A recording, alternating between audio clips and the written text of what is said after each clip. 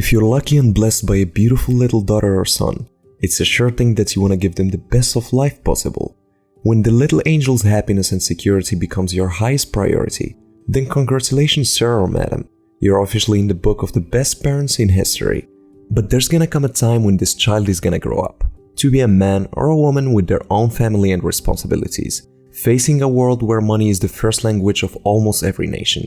The biggest gift you could give your loved ones to unwrap by then is teach them how to manage their money properly. Because seriously, nowadays consumerism and the paradox of choice became the dilemma that prevents most of people to reach great financial success. In a study led by Cambridge University, they found that children start developing money-related habits at the age of 7. And that's why it's really important that before we get to the main parts of the video, we gotta first understand how a child's brain learns and develops.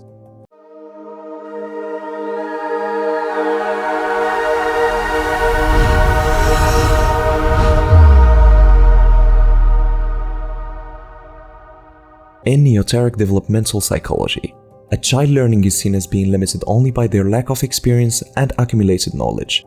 Nowadays, there's advanced developing technologies for observing and gathering the psychological data related to young children's behaviors and actions, making complex analysis of their patterns and tendencies possible. New environments may pose challenges, and that a young child's lack of experience may make it difficult for them to see the relevance and priorities of a situation and to work out the best way to proceed, when these are made clear by the context and through the guidance of significant others.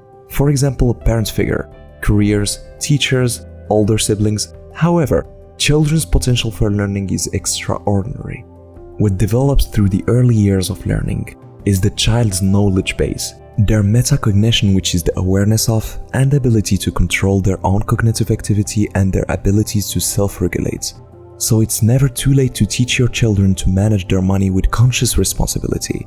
In today's video, we're going to be shedding light on a few important patterns and behaviors we could teach and tame in our children. The first essential thing that lets a child learn naturally to manage their assets and money in the future is by including them to the daily financial life of the family. A child must know that you go to work and you're working because you need money so you can eventually buy food and clothes to the family, to keep the family's car or van fueled up, or take a train or other means of transportation. From here, the child's brain is going to be wired to the fact that there's nothing for free. And in order to have a proper effect, they gotta issue a proper cause. That also tames the levels of instant gratification. You gotta also make them understand what is money and introduce them to money categories. If a child is old enough to count and subtract, say for example from 3 years old to 7 years, and you're going to the supermarket, take them with you. Let them engage in those payments, or at least let them follow the process of payments. And if there's a chance after leaving the supermarket, it would be helpful for that child to understand why you had to pay the sum for each of the goods.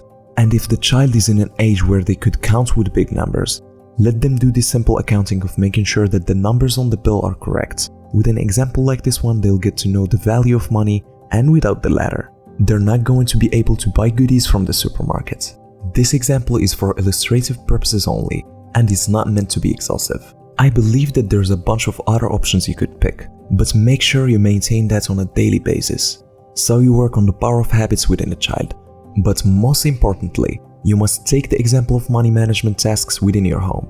The fights that might occur between you and your partner related to house expenses does reach your siblings and create a negative picture toward money.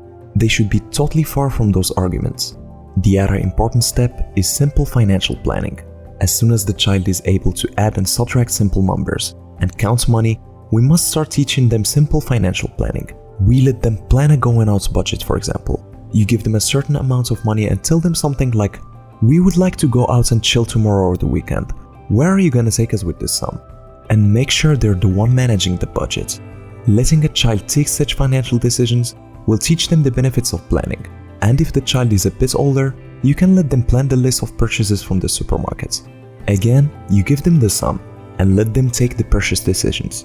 Will they buy a dishwashing soap or sweets, for example? From this moment, they're gonna be taught spending priorities. But first, you need to explain to them the consequences of the choice or that choice, but with an emphasis of trusting theirs. For example, a simple explanation of the importance of a dishwashing soap at home. A child's brain needs to understand logic behind financial operations. This is really important for boosting a child's reasoning capacities when it comes to money management, and it must be set as a reminder every time by the parent figure, because the latter wouldn't just only teach them that that's important and that's highly important, but it's going to teach them a very important economic principle, which is the opportunity cost. And it goes like that. If you buy this toy, you wouldn't have the money to buy your favorite Marvel's outfit. By then, the child is going to have the ability to evaluate the financial decisions and understand the potential outcomes. Most adults miss this part in their childhood conditioning, which keeps their money flying out of their pockets without knowing where it went. Why so? Because they lack the skill of rational spending.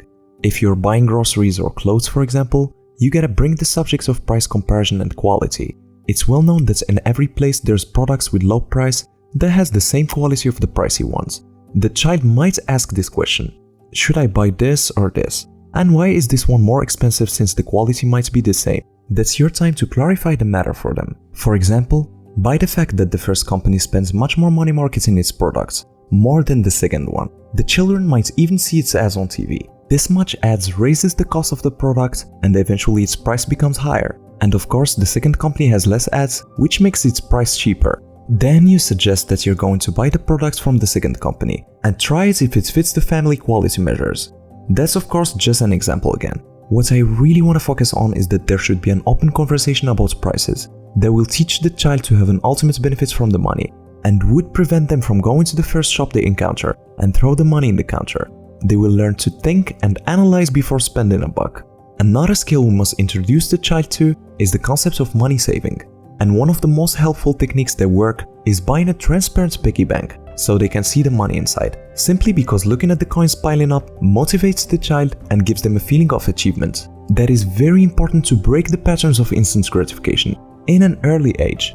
This will boost up the confidence of a child toward creating a long-term cause, waiting for a positive effect. With that, we made it to the end of the video, which is mainly a simple overview over the initial psychological preparations of a child to become self-sufficient financially in the future, or maybe quite successful in the financial sector. Thank you for watching, and if you liked the video, subscribing and liking the video would be so much appreciated. And also, if you want to see a part 2, let us know in the comments. I see you soon, take care.